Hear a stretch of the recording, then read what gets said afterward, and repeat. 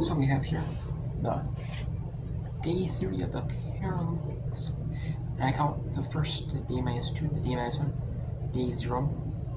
If day 0 is the opening ceremony, I count that as the day because it is technically a day of the Paralympics, not like an actual official event. So since before there was no mixed doubles in wheelchair curling, there's no wheelchair, there's no mixed doubles, or in wheelchair curling before they said. So there's only mixed team, and it's a 4-person, 2 women, 2 men competitors, and that started after the ceremonies. So now they have it like the Olympics, there's mixed doubles, and they have the men and women disciplines, but the mixed team overlaps the mixed doubles. In the mixed team, I believe it was they do 3. They do every sheet. The tens they use like 3 sheets at times. Well, for the mixed doubles, they use for the teams, they use all the sheets in the sessions. And then what they do, they do mixed doubles exclusively, and they do after mixed doubles in that first day through, in that first day after the first full day, they do mixed team ones and mixed doubles. They alternate. The mixed team, the first Saturday run 2 sessions. Mixed team doubles run 1, so they alternate back and forth on the sessions. We had Japan defeat Italy 6-5 in wheelchair curling first. And this was one of Peacock. This was one of Peacock along with the feature, which the United States team actually was a feature team, because the feature team has the commentator. The non-featured teams, the 3 others do not. Peacock, other countries are showing all the wheelchair curling mixed doubles from the broadcasting committee. But the United States and Peacock, they're only showing like sometimes either a feature match that they choose to show, or one that they one involving like the host team country, or a feature match for the commentator, and then plus the US match. But Japan got 2 in the first, 2 in the second, and then 1 in the third, and then Italy came back with 1 in the 4th, 5th, 6th, 2 in the 7th, and then Japan had to use their power play, or wanted to use their power play in the 8th, and they did, and they scored 1 in the power play. Japan at last slowed down the first, then they stole from Italy, had a hammer in the second, in the third. Japan stole 2 in the second, and then Italy had hammer in the 4th, got 1. And they still won the 5th, still won the 6th, still 2 in the 7th for Japan. Japan had a power hammer, and they got 1 in the 8th. And 59%. And this was actually pretty close. I thought, when I seen it, I was listening, you didn't see Spanish. I was watching also that journey. And you could see that Italy, or that Japan, looked like they were going to run away with things. Like they were more dominant team early on. Game 2-2-1. Is that okay? Maybe it'll be like 8-0, 9-0. Pull out this win.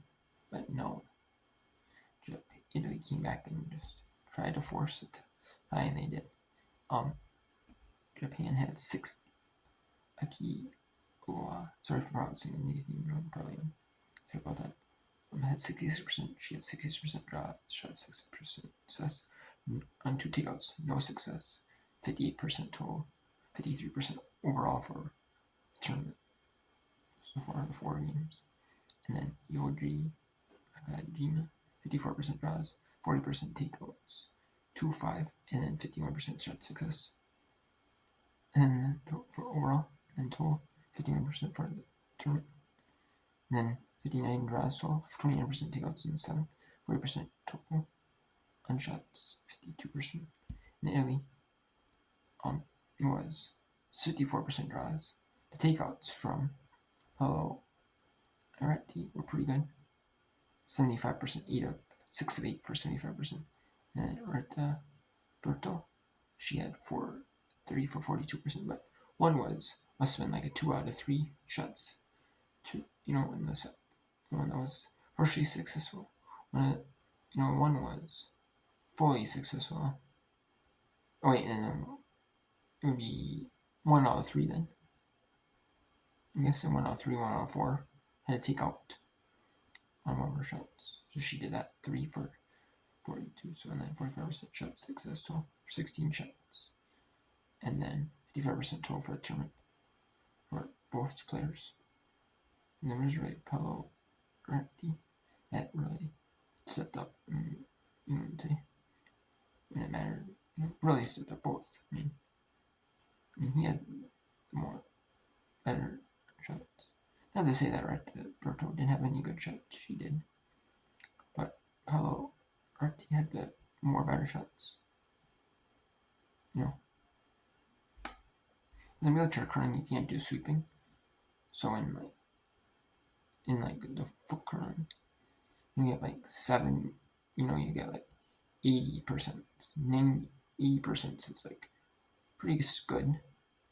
Then 80% is like excellent. But with no sweeping, it's pretty hard. To get like that 70%, 80% because you can force your opponents to less points with the sweeping out. If it's short, you can sweep it a little bit to get it to go longer. This with no sweeping, you can't do that. So you have to be like excellent, on when you push the stone. You have to be just excellent, and that is tough. That is tough.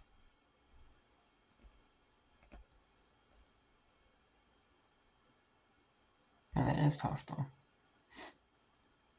Yep, like perfect every time without sweeping. Because I bet you even if they had sweeping in the wheelchair game, I can almost bet you that they'd be like in the 80s probably. Like maybe like some low end. They'd be like probably like low end, maybe like 60s, 70s, 60s maybe. Maybe in the high, maybe in like the average, maybe like 80s, maybe the good end. But I guess you could say. I could, but no sweeping, it's tough. It really is tough. In this Great Britain United States game, this was the feature game. And I could see why, this was a really good game. Great Britain had 1 in the first. The United States had last stone draw. Great Britain still won the first. The United States hammered the second. Got 1. Then the United States stole 1 from Great Britain in the third. Great Britain got 1 in the fourth. Then the United States had 1 in the fifth when they had hammer. Great Britain used their power play, got 2 in the sixth. And then the United States used their power play, got 1 in the seventh. There was a little mistake though in the seventh end by the United States. And it only allowed the United States to get 1 in their power play. If they didn't have that mistake, they would have gotten 2 or more on that power play. And the United States will take that 1. But they knew that was a little costly mistake, but they still got something out of it. And then Great Britain ended up getting 1 in the 8th.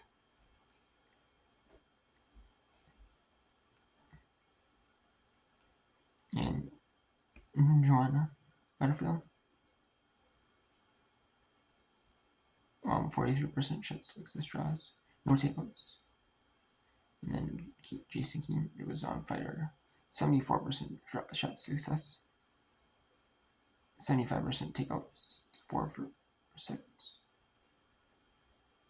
Was it 4 for 6? No. It was like 4.5 for 6, okay. Because 4 for 6 would be 66.7. 66667. or 66.67. So that would be, or 667, I guess. Sixes and then 7. So that would be yeah. So and then 24% game, 58% for the tournament, 51% combined for both. The first team 60% draws, 70% take 60% game. Jason Keane was unfair, and you could see why he kept running the game. Especially had some really excellent takeouts for the United States Rocks and Stones. Laura Dreyer had 58% draws, 25% shot success takeouts, 53% game, and you had Stephen M. He had 82% draws, 54% takeouts, and then 74% for the game, 60% total for a tournament, 53% as a team combined, 66% for the game shot success, 47% takeouts, 72% for the game and draws, and 82% he was just on fire this game. Wheelchair Crown, 80% draws, or even 74% total on shots. Is including takeouts is pretty good. 80% draws, that's amazing, pretty good. Especially no sweeping alone. That's pretty good. But on this game, you could see why both teams were just back and forth. The teams just went back and forth, trading just one. The teams had good defense, good offense to put their stones in good positions. Then, Great Britain, United States would have their first shot. Great Britain would come back with good defense, good offensive shots, takeouts or good defensive positions. You want to put our rock or stone rock on top of theirs, right, sing up against theirs. And they went back and forth doing that. And when they needed to take a stones out of that, either their own stones that benefited the other team's stones, so they get possibly points open up more. They were doing really well, both sides were. You could see it. That was a really solid game for both. And then People's Republic of China defeated Republic of Korea 10-6. People's Republic of China got one in the first with the last stone draw, then one in the second for Republic of Korea. China got 2 in the third. Then China stole 1 in the fourth from Korea. Korea got 3 in the fifth, 2 in the sixth in their power play, and Korea got 2 in the seventh in their power play. And then People's Republic of China got 4 in the eighth, and they win 10-6. I wasn't able to see this game on Peacock at all, so I don't. But China was actually a less successful team on the draws. 41% total, 40 for Wayne, 42% for Yang, 41 total. But the takeout shots, because they were really good. It's 4 for 68 for Wayne, and one that was mostly successful, not fully successful, but still really good. And you have 2, 3 out of say 4. Does it seem 3 out of 4 or 4 out of 5? Actually, or partially 6 on a couple of them. That looks pretty good though. And then he had 12 takeouts, 63% shots. So pretty good, for him. They had to take China. Korea forced them into a lot of takeouts, but China was just pretty good at either limiting Korea to 1 point, instead of say 3 or 4, you get 1, or they open up and China would get 1 out of it instead, And then total they had 50% for the game, and then the tournament there's 62%. So the higher teams I've seen for both players. And then she had 16% draws, 25% takeouts. So, part half, so it was one, and needed 2 stones. She took on 1 to 2. And then shots has 56%, 53% total for the tournament. Lee he had 58% for the draws, 69% for takeouts, 59% for the game, 56% total, and then 59 draws, 54 takeouts, 58 game, 55 shots is total. And then, so, that was that. And then, I'm going to also talk about the standings for the round robin in wheelchair current, mixed doubles wheelchair current.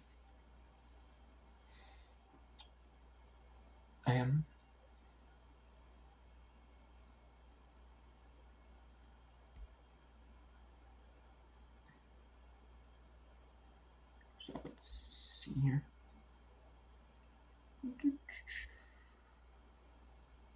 So Latvia had not the last stone draw. They got 1 in the first. They stole 1 from Estonia. They stole 1 in the first end and the second end. And the third end, Estonia had the hammer stone. They got 2 in the third, 3 in the fourth for Latvia, 3 in the fifth for Estonia. Then Latvia used their power play. And then the sixth actually Estonia actually got steal on Latvia's power play. Which is not what you want if you're Latvia, though. Not what you want.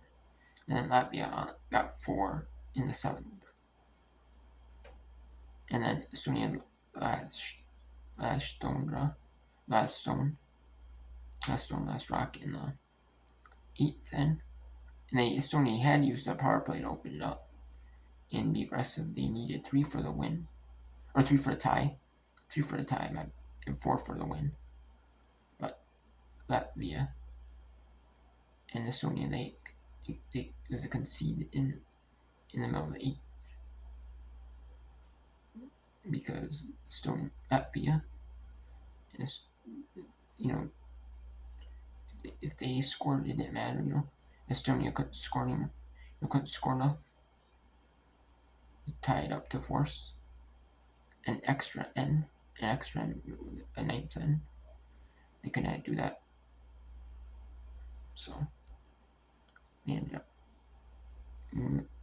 up conceding, like forfeiting or conceding the rest of the game. Estonia, Caitlin, right at she had 60% runs, 78% takeouts, so that's what really hurt. That would really takeouts by her. No takeouts, 50% for the game. And then Alien 50, 52. And that video was pretty successful on the draw. 56% for draws for both players. 75% for residents go low. And that was 50% for them. And 60 for the game and draw. 55% total.